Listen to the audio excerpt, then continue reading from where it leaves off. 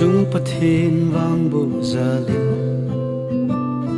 chung nu nau bu phuke in sen ne wa kon su ato gal kai zoin pa ling selin na hum pa ke dingin nang vang lom lo vang pe ka chan kalung a hlai nge loi le go lin ni na ki pol in a hep poi kan a gel poi chung lam thil gon ki dang sen ang koi ding zo in ei pe ka din sam kim le mon na ei pe tai nang vang na lung dam ei pe pathen lo pi na chang jing hen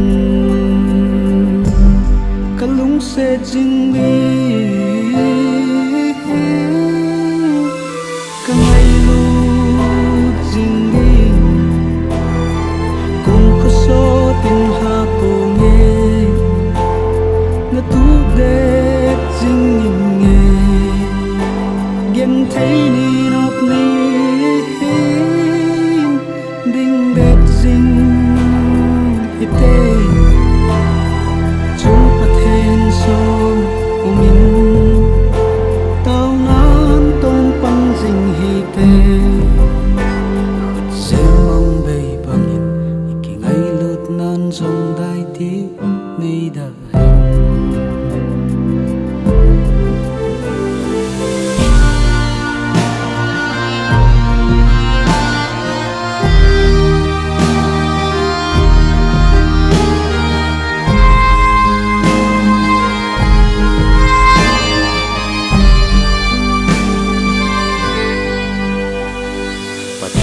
giang go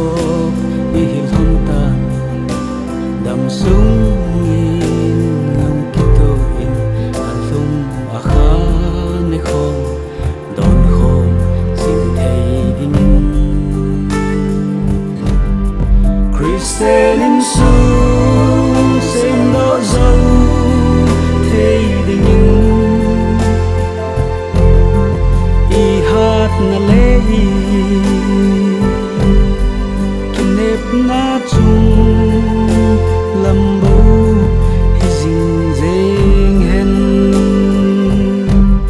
kalung se jing li ka ngai lu jing di kum ko so tin ha po nge na tu de jing nge gen thấy ni nop ni ding de chi ite chung pathen som umin tao nan tong pang jing hi pe khut se mong bay bay ki ngai lut nan jong dai ti nei da hen khut se mong bay bangin iki ngai lut nan jong dai ti nei da hen